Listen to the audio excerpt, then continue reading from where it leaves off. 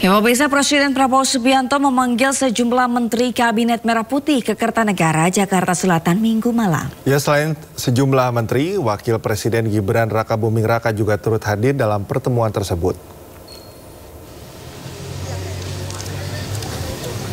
Menteri yang hadir diantaranya Menteri Perdagangan Zulkifli Hasan, Menteri Keuangan Purbaya Yudi Sadewa, Menteri Perumahan dan Pemukiman Marwarar Sirait, Kepala BIN Herindra, Menko Bidang Perekonomian Erlangga Hartarto, hingga Menteri SDM Bahlil Lahadalia. Menteri Sekretaris Negara Prasetyo Hadi menyebut pertemuan membahas sejumlah agenda, diantaranya sistem perbankan dan keuangan, terutama menyangkut masalah devisa hasil ekspor yang belum mencapai target, membahas percepatan pembangunan Papua, hingga wacana pengiriman 20.000 pasukan keamanan ke Gaza. Prasetyo juga menyebut bahwa dalam rapat tersebut, Presiden Prabowo tidak membahas pemotongan TKD dan pajak wush. Sedikit aja. Enggak, malam ini tidak membahas masalah TKD karena kan memang beberapa kali juga sudah disampaikan penjelasan dari Kementerian Keuangan. Kemudian juga beberapa hari yang lalu beberapa kepala daerah juga sudah diterima beraudiensi dengan Menteri Keuangan, ya, saling berkoordinasi untuk diberikan penjelasan mengenai masalah TKD ini. Ini kehadirannya Mas Gibran, apakah ada ngomongin soal percepatan pembangunan Papua juga nggak sih, Mas? Yang kemarin juga baru dibentukkan. Ada obrolan itu juga nggak? Hanya sedikit. Jadi setelah itu diminta untuk kemarin tim komite eksekutif yang sudah dilantik oleh Bapak Presiden untuk segera melakukan rapat koordinasi, ya, supaya sesegera mungkin dapat melaksanakan pekerjaan untuk membantu badan pengarah percepatan pembangunan otonomi khusus Papua. Mas, terkait dengan WUS ini tadi dibahaskan Mas, kan soal Menko kan juga bilang soal WUS itu kan menolak untuk bayar pakai APBN, Mas. Apakah sempat dibahas juga Mas? Malam ini tidak sempat. WUS bukan salah satu pembahasan malam ini. Sebelumnya, Menteri Keuangan Purbaya Yudi Sadewa berencana memotong transfer ke daerah atau TKD. Ya, wacana tersebut juga sempat diprotes sejumlah kepala daerah.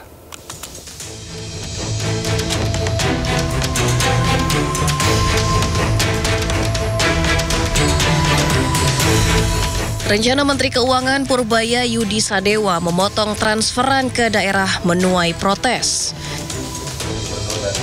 Para gubernur tegas menolak rencana pemerintah pusat yang akan melakukan pemotongan anggaran dengan mendatangi kantor Kementerian Keuangan di Jakarta. Meski begitu, Menteri Keuangan masih santai menanggapi perihal transfer ke daerah atau TKD yang diprotes. Usai pelantikan sejumlah pejabat pada Rabu sore di Istana Negara, Purbaya mengatakan dirinya sudah menjelaskan mengapa penurunan terjadi kepada para pemimpin di daerah yang datang ke kantornya.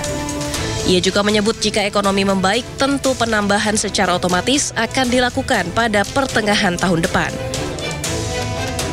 Dia semuanya kan kalau dipotong anggarannya pasti protes. Saya bilang ya pertengahan tahun depan mungkin ada ruang untuk mengindik ke atas, mengupgrade kalau ekonomi sudah mulai bagus dan pajak kita membaik, ya.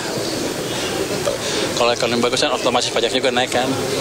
Nanti kita lihat, saya pesan sama mereka, ya Anda pastikan aja penyerapan anggarannya bagus, tepat waktu dan nggak ada yang bocor. Kalau itu yang terjadi, maka tahun depan kita bisa propose ke atas dan ke DPR untuk menambah. Sementara Ketua Dewan Perwakilan Daerah Sultan Bahtiar Najamuddin mengatakan legislatif telah berkomunikasi dengan Menkyu dan menekankan untuk perbaikan berkala soal transfer ke daerah serta melakukan penambahan anggaran. Sebelumnya di depan belasan gubernur yang mendatangi kantornya, Menteri Keuangan Purbaya Yudi Sadewa telah mengatakan alasan pemotongan disebabkan APBN 2026 lebih rendah 29% dari sebelumnya, di angka 919 triliun menjadi 650 triliun rupiah. Dari Jakarta, Camar Haenda Novandwi, iNews melaporkan. Ya, kita beralih ke informasi lain, pemirsa. Dinilai hanya membuat gaduh, Menteri Keuangan Purbaya berencana membubarkan Satgas BLBI. Ya, selain kegaduhan, Purbaya juga menilai Satgas BLBI tak membuahkan hasil banyak.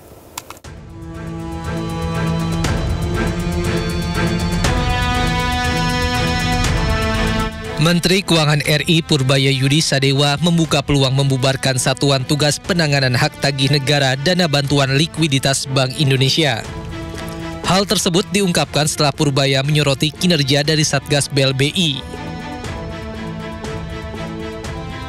Purbaya ungkapkan hasil yang didapat oleh Satgas BLBI tidaklah banyak.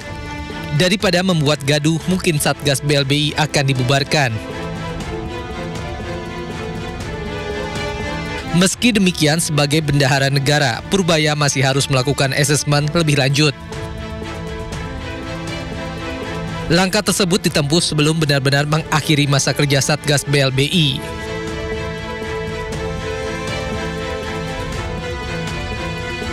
Sebelumnya, Purbaya menyoroti data yang dirilis Jaksa Agung Muda Bidang Perdata dan Tata Usaha Negara Kejaksaan Agung RI yang mencatat pencapaian Satgas BLBI sepanjang 2024 substansial meliputi uang tunai dan aset tanah.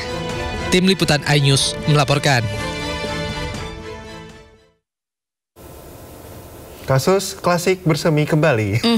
Kalau Cikal sendiri setuju nggak kalau dibubarkan Satgas BLBI dan juga tadi pemotongan transfer daerah dan lain sebagainya, gerakan-gerakan dari Menteri Keuangan Purbayayudi? Jangan dilimpahkan ke saya nih, nanti kalau saya komen saya dirujak-rujak gitu. Tapi ya kita harapkan saja yang terbaik ya pasti Pak Purbaya punya pertimbangan sendiri lah ya, karena ada beberapa hal mungkin yang menurut beliau itu bisa menjadi prioritas lagi gitu. Kalau BLBI kelamaan kayak nggak kelar-kelar gitu.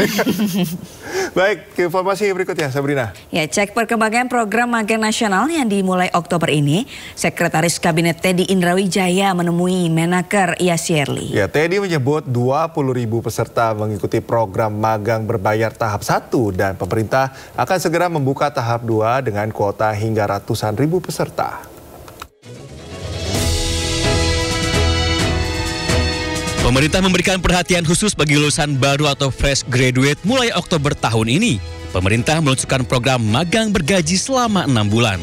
Untuk tahap pertama, sebanyak 20.000 peserta magang nasional akan bekerja di perusahaan BUMN atau swasta dan berhak menerima gaji setara dengan upah minimum provinsi. Untuk mengecek perkembangan program magang nasional ini, Sekretaris Kabinet Teddy Indrawijaya mengunjungi kantor Kementerian Ketenagakerjaan. Teddy bertemu Menteri Ketenagakerjaan Yasirli, Wamenaker Afrian Sahnur, serta jajaran Kemnaker. Bisa langsung bekerja di tanggal 20, Anda bayangkan tanggal 20 Oktober, beliau sudah kerjasama dengan berbagai ribuan perusahaan, tanggal 20 Oktober nanti langsung bekerja. Yang kedua, dapat pengalaman. Yang ketiga, langsung dapat uang saku. Uang sakunya berapa? Sesuai dengan upah minimum dari kabupaten dan kota yang nanti akan mempekerjakan di perusahaan itu. Teddy menyebut usai gelombang pertama, pemerintah akan segera membuka kembali kesempatan magang gelombang kedua dengan perluasan jumlah peserta hingga ratusan ribu. Melalui program magang nasional ini, pemerintah berharap akan tercipta generasi muda yang siap kerja, adaptif, dan berdaya saing tinggi. Tim Liputan iNews melaporkan.